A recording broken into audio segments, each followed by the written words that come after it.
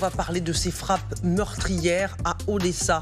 Au moins 16 morts désormais et 46 blessés après une attaque russe dans cette ville stratégique au bord de la mer Noire que Poutine veut conquérir.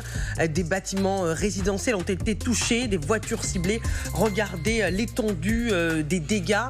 Ça fait très longtemps que cette zone n'avait pas été frappée aussi durement par Moscou. On va en parler avec Samantha de Bendern qui nous a rejoint. Bonjour Samantha. Bonjour. Chercheuse à la Royal Institute of International Affairs et ancien officier politique de l'OTAN. Vincent Crouzet est avec nous, expert en renseignement, auteur de Service Action Louve Alpha aux éditions Robert Laffont. Arlette Chabot est également avec nous, ainsi que Catherine Gentil de Canco, notre spécialiste des questions étrangères sur LCI. Pourquoi Odessa ? Odessa, il suffirait de revoir la carte, si c'est possible. C'est la continuité territoriale, en fait, pour les Russes. Voilà, on voit très bien. C'est-à-dire que, vous voyez, la Russie, évidemment, à l'est, tous les territoires conquis pour l'instant par les Russes. Et vous voyez que s'ils réussissent à prendre Odessa, ils peuvent remonter, là c'est pas indiqué sur la carte, mais si vous remontez sur cette frontière entre le bleu et le blanc, là, c'est-à-dire c'est là où on trouve la Transnistrie, oui, qui est une région de la Moldavie, qui a réuni son parlement il y a quelques jours pour demander l'aide de la Russie et demander son rattachement à la Russie. Parce que c'est tout petit comme territoire, mais c'est russophone. Et les Russes ont des troupes là-bas. Ils ont 1500 soldats qui sont stationnés en permanence là-bas. Donc ça permettrait à la Russie, évidemment, d'avoir cette continuité territoriale et de venir provoquer, si un jour l'idée leur en venait, la Moldavie, qui est un des pays dont viennent de parler d'ailleurs Olaf Scholz, Emmanuel Macron et Donald Tusk, les trois responsables français, allemands et polonais, pour dire justement que ce pays qui a fait la demande d'entrer dans l'Union européenne serait particulièrement aidé et soutenu. Donc évidemment, si les Russes réussissaient... Alors, à prendre Odessa, vu les difficultés qu'ils ont ailleurs sur le terrain, c'est sûrement pas pour demain. Mais en tout cas, on comprend qu'ils n'ont pas renoncé à ce schéma qui était celui du début de la guerre et qui était cette continuité territoriale qui, en plus, leur offre, bien sûr, le débouché sur la mer et qui leur permet de contrôler la sortie des céréales. Rappelons que l'Ukraine et la Russie sont les deux plus grands fournisseurs de céréales au monde.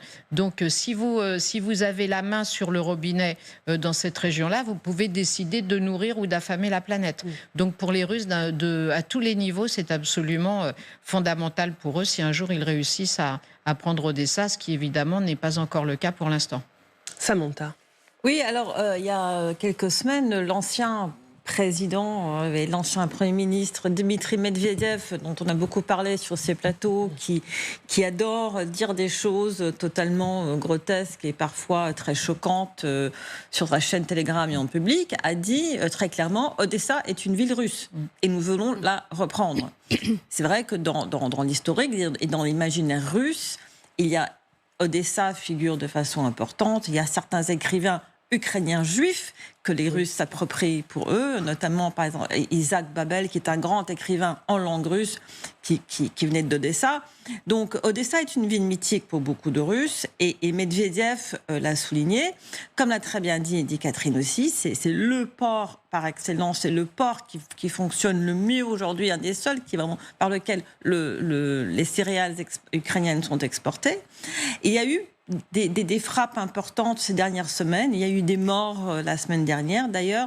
On sent qu'il y a vraiment un renouveau d'intensité sur Odessa depuis le début de l'année, qui s'intensifie encore plus, je dirais, depuis 2-3 semaines. Et je pense que ça va continuer.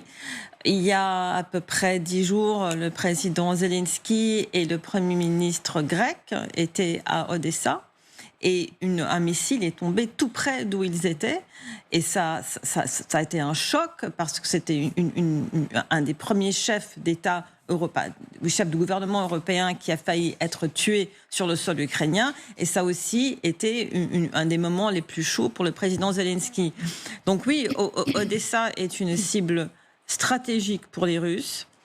Et s'ils arrivaient à prendre Odessa, les rumeurs seraient que le président Macron aurait cité la prise d'Odessa comme une potentielle provocation qui pourrait faire en sorte que la France considérait envoyer des troupes en Ukraine. Je dis ça avec des pincettes parce qu'on ne l'a jamais dit officiellement. C'est des rumeurs qui ont été rapportées par ceux qui étaient dans les réunions fermées. Elles n'ont pas été démenties.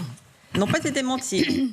Mais ils n'ont pas été. C'est un grand sujet d'inquiétude. C'est Odessa le sujet d'inquiétude. Parce qu'il y a aussi l'accès au Danube, il y a l'accès à la Roumanie, pas seulement la Moldavie, mais la Roumanie aussi. Donc, où sont stationnés des Français en plus. Et puis c'est vraiment. Aujourd'hui, c'est vraiment le nerf de la guerre est à Odessa. Oui, Arlette, le calendrier est là, hein, à l'heure où le monde divulgue cette conversation que le chef de l'État aurait eue en marge de la cérémonie d'hommage pour l'entrée au Panthéon au couple Manouchian. Il aurait dit aux invités sur place « Je m'apprête à envoyer des mecs, des hommes à Odessa ». On voit bien avec ces frappes que cette ville reste une cible prioritaire pour Moscou, qu'il est possible que Moscou parvienne à ses fins. Il l'a dit effectivement après effectivement une cérémonie. Il l'a redit aux représentants des oppositions quand il les a reçus. Il y a effectivement deux cibles, Kiev bien entendu et Odessa, en insistant beaucoup sur Odessa, en disant qu'effectivement c'est là que la France pourrait prêter, j'allais dire, main forte ou une assistance plus forte, effectivement, aux Ukrainiens pour défendre la ville d'Odessa. Alors, sans les troupes, on dit plutôt un déploiement de personnel qui aiderait effectivement à la défense de la ville. Donc, c'est le mot d'Odessa, le nom de la ville, ne revient pas comme ça, évidemment, au hasard. Ça correspond à une volonté, un objectif russe, et dont les Européens, et notamment les Français, auxquels s'intéressent particulièrement les Français, et se disent prêts, effectivement, à envoyer, si ce n'est des mecs, encore une fois, à envoyer des soutiens sur le terrain ou à côté, puisque les Français ne sont pas très loin, pour empêcher la conquête de cette ville. Empêcher la conquête d'Odessa, c'est effectivement une priorité. Vincent Crouzet. Oui, je ne pense pas qu'on envoie des troupes pour défendre Odessa. Ce qui est possible, c'est qu'on envoie du personnel spécialisé sous les jantes, sous couverture, pour venir en soutien en fait aux forces spéciales ukrainiennes, éventuellement faire de la formation, acheminer du matériel spécialisé. Il faut rappeler quand même qu'Odessa, en dehors de ce que Samantha et Catherine ont rappelé sur le rôle stratégique du port, de ce grand port sur la mer Noire, c'est tout de même depuis Odessa que par toutes les attaques de drones navals de forces spéciales ukrainiennes sur le littoral de la mer Noire et puis également de nageurs de combat. Donc aussi, c'est peut-être pour punir aussi et puis pour compenser en quelque sorte les grandes faiblesses de la marine russe sur cette zone. Il ne faut pas oublier quand même que la marine russe a perdu 26 navires de surface et un sous-marin en mer Noire. Et que donc, pour compenser en fait cette faiblesse et le non-contrôle et le non-pilotage en fait de la maîtrise de la mer Noire, et ben on punit Odessa.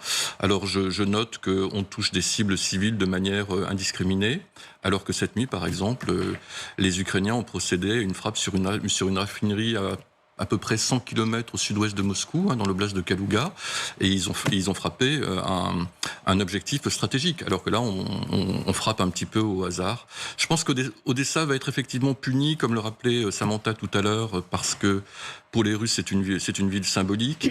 Et puis, c'est surtout le symbole, en fait, de la grande défaite de la marine russe en mer Noire.